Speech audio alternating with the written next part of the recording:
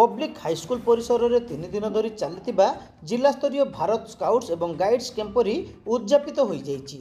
121 school अंशग्रहण कर 563 जन scout एवं गाइड मान अवसर में शारीरिक मानसिक विकास पर विविध प्रशिक्षण दि जाइए।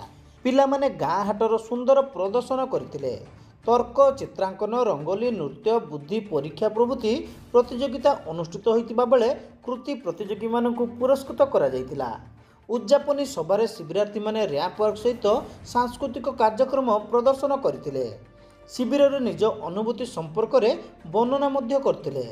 जिला शिक्षा अधिकारी प्रतिभा मंजरी दास पौरोहित्य अनुष्ठित इस सभारे मुख्य अतिथि भाव भारत स्काउट्स एवं गाइड्स राज्य मुख्य आयुक्त डॉक्टर कालीप्रसाद मिश्र जोगदे कैंपरी उद्देश्य एवं सामाजिक श्रृंखला यह अपरिहार्य बोली कहिथिले।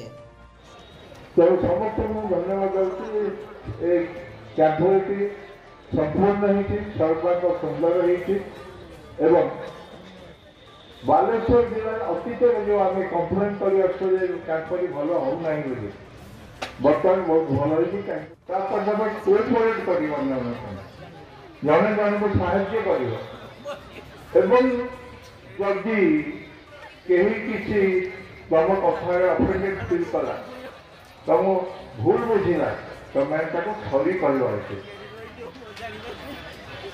सरी हूँ सरेंडर कर तुमने मैंने कोऑपरेट शिखिल कोऑपरेशन शिखिल एडजस्ट शिखिल एवं फ्रेंडशिप शिखिल। फ्रेंडशिप हूँ कैंप गोटे विशेष उद्देश्य एवं सर्वशेष हूँ तुम जो सरी कर तुम आम सरेंडर कर मानने मन दोष तुम जब देख से लोक संतुष्ट नुहे कि से सार संतुष्ट नुहति कि मैडम संतुष्ट नुहति तुम इग्नोर कर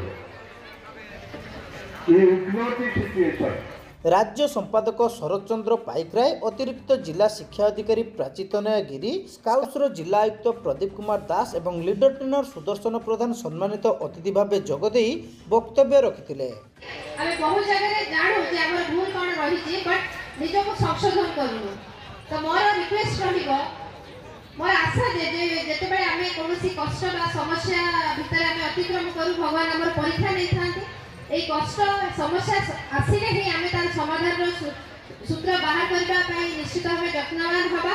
पिला माने जो भी आज तुम शिखिकी जाई छ 3 दिन भितर मु रिक्वेस्ट करबी जे समस्ते सेही जदि भी कई विफल माने सफलता न पाइछ सेही भितर सेही भग्नांश भितर तुम निश्चित भाव खोजिया को चेष्टा कर जे परवर्ती पर्याय मोर कोन भूल पाई मु जदि आज सफल न हेली सही थ्रू आम शिखा निश्चित भाव परवर्ती पर्याय आम ताकू स्वीकार करवा ग्रहण करवा खुशी ग्रहण करवा एवं परवर्ती पर्याय आम सही अनुसार नेक्स्ट स्टेप निश्चित भाव आम परिवर्तन हेबो। जिला संपादक अशोक कुमार नायक अतिथि परिचय प्रदान करथिले। पब्लिक हाईस्कल प्रधान शिक्षयित्री जयंतीमणि साहू शेष समस्त को धन्यवाद देथिले। एही अवसर में विभिन्न प्रतियोगितार कृतित्व हासिल करथिबा छात्र छात्री को सर्टिफिकेट सहित ट्रॉफी प्रदान करा जायतिला।